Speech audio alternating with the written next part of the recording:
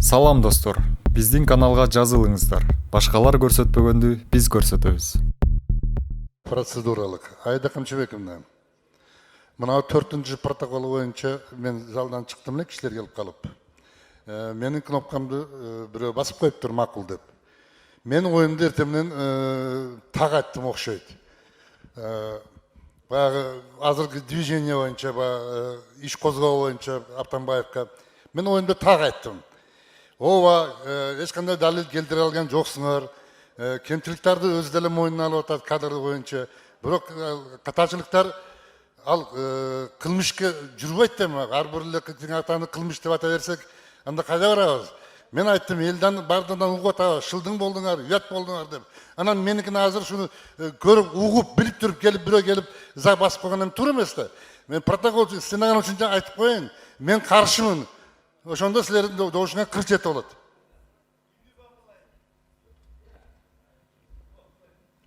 Макул Анвар Артыкович, азыр стенограмма үчүн айттыңыз, ал добушуңуз алынат. 4-нчү микрофон, андан кийин 2-нчи микрофон. Айда Камчыбековна, биз добуш беребизби бүгүн? Добуш беребиз, ооба. Качан? Вакыт боюнча качан болуш керек? Азыр 3-төн баштап добуш берүү болот, сунуш түшө элек, добуш берүү качан болот деп. Мен сунуш берип атам, добуш бериңиз. Добуш берели. Макул, рахмат. Маселе бүткөндөн кийин коюш керек да. 2-нчи микрофон.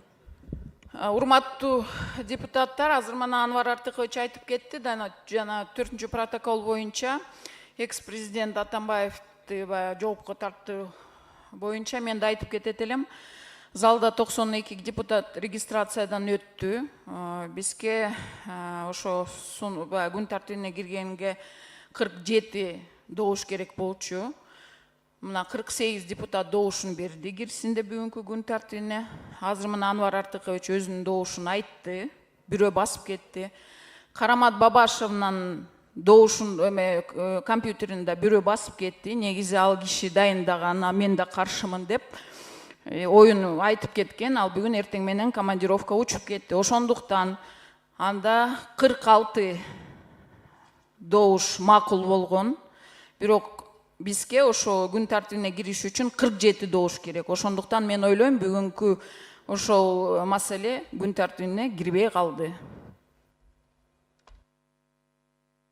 Айсел Союзбековна, Анвар Артыкович, негизи регистрациядан өткөн депутаттардын добушу берилет да. Регистрациядан өтүп, чип менен ошол ар ким өзүнө жоопкер.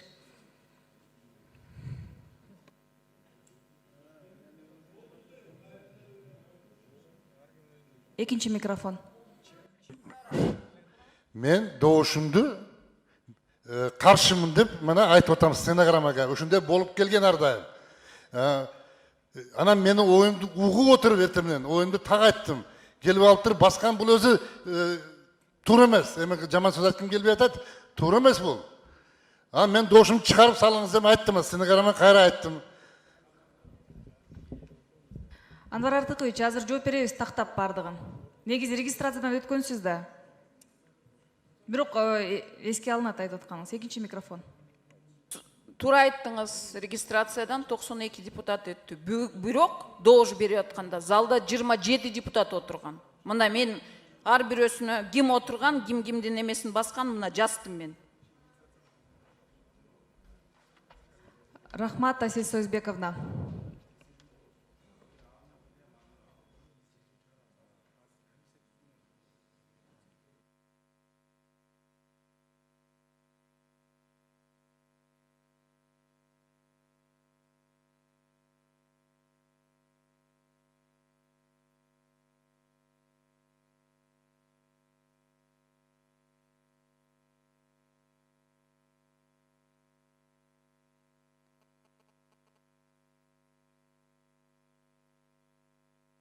Сунуш.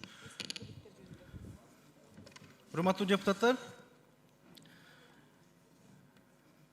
азыр Исхак Абсаматовичтен сунуш келип түштү, добуш берүү көтөрүлүү деп. Негизи саат 4-төн кийин добуш берүү регламентибизде каралган, бирок сунуштар менен добуш берүүнү саат 5-ке 6-га жылдырып койгон убакыттар болгон, бирок негизинде депутаттардан сунуш келип түшсө, добуш берүүгө өтөлү дегенде.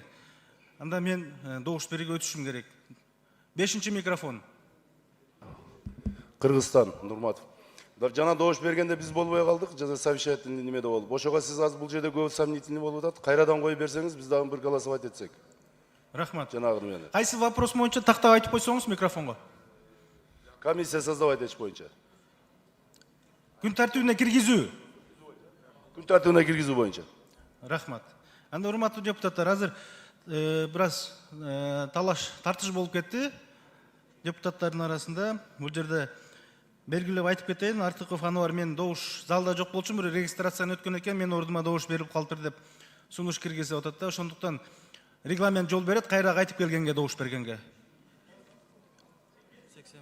Күн тартибине киргизүү боюнча. Күн тартибине киргизүү боюнча. 6-чы микрофон. Рахмат, Дастан Атбек. Жана бир маселени Гүлшат Кадырова менен бир 16-чыны жылдырып ошону карап беренге сурандык эле, кийирди эле, добуш бердик эле, анан ошону бир карап. Жок, азыр аны добуш менен чечебиз. Добуш берип койгондон кийин ал темага өтөбүз. Же болбосо маселени карайбыз. Азыр сизден мурун чыгып депутат Исхак Абсаматович айтпады, добуш берип коелу деп. Добуш берейин. Анда урматтуу депутаттар, азыр 6-чы микрофон. Билген жана. Биз карайлы дегенбизде, уже чечим чыгарган. Ал мындай айтылган, анда мен тактап кетейин. Эсептөө палатасынын карайлекте ошонун алдында күн тартибиндеги маселени коюп бериңиз деген. Мен ошого коюп бергенмин. А добуш берүүгө чейин деп айтылган эмес да. Эсептөө палатасынын карайлекте ошонун алдына жылдырып бериңиз деп сунуш берген. Тактоо иретинде анда мынакей. Анда урматтуу депутаттар, азыр тактоо иретинде мен кайра кайталап кетемин. Артыков Ануар, Артыковичтен ортоңку микрофондон чыгып, мен добуш берген эмесмин, күн тартибине Мамытов Талан Турдумаматович күн тартибине маселе киргизген. Ошондо мен компьютерим иштеп аткан, бирок мен добуш берген эмесмин деп айтып чыкты эле. Мен кайрадан анда күн тартибинде регламент жол берет кайтып келгенге. Мен Талан Турдумаматович, сиз ортоңку микрофонго чыгып дагы кайталап койсоңуз стенограмма үчүн. 5-чи микрофонду бергиле. Рахмат, Дастан Аспекович. Кече парламенттик, ошол жерде парламенттин депутаттарынын атынан демилгеленип, комиссия түзүү жөнүндө экс-президенттин кол тийбестигин алуу жөнүндө, ошол маселени кароо жөнүндө палатага демилге киргизилген. Ошол демилге комитетте каралып, бүгүнкү күнү кайра палатага келди. Ошол комитеттин чечимин жана демилгени комиссия түзүү үчүн палатага алып чыгып, кароо маселесин күн тартибине киргизем. Рахмат, эми түшүнүктүү болду. Анда урматтуу депутаттар, биринчиден биз жана добуш берилбедиби? Аны жокко чыгаралы да, кайрадан Турдумаматов Талант Турдумаматовичтин сунушун кайрадан киргизем. Биринчи анда жокко чыгарабыз, жана добуш бергенибизди. Добушка коем, добуш бериңиздер.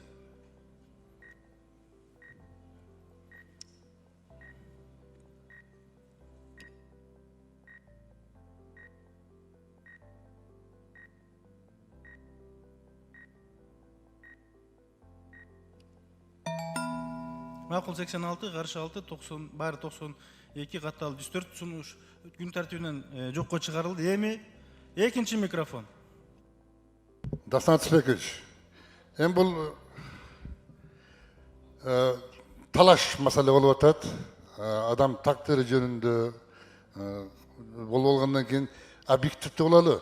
Мынандай чуркап алып 5-6 кнопка басканды контроль кылалы, же аларды чыгарып салалы. Болбойт деп азыр мен келдим, баардыгы көрүп турат, телевизордо көрүп турат. Ошол күчкө салып эле немете турган болсок, буну буга болгон неме жакшы болбойт отзывдагы. Доверенностьтан басат деген жок андай регламентте. Анар Артыкович, баардыгы өзүндө базып атат. Ким регистрацияны өттү, компьютер иштеп атабы? Ал добуш берилип атат. Мен ага тыюу сала албаймын. Мен тактоо иретинде айтып кетейин.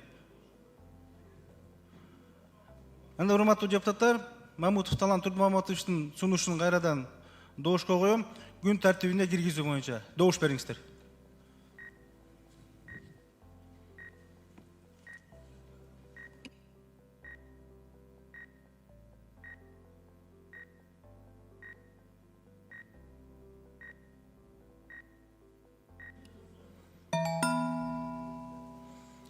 Макул 88, каршы 4, баары 92, катталуу 104.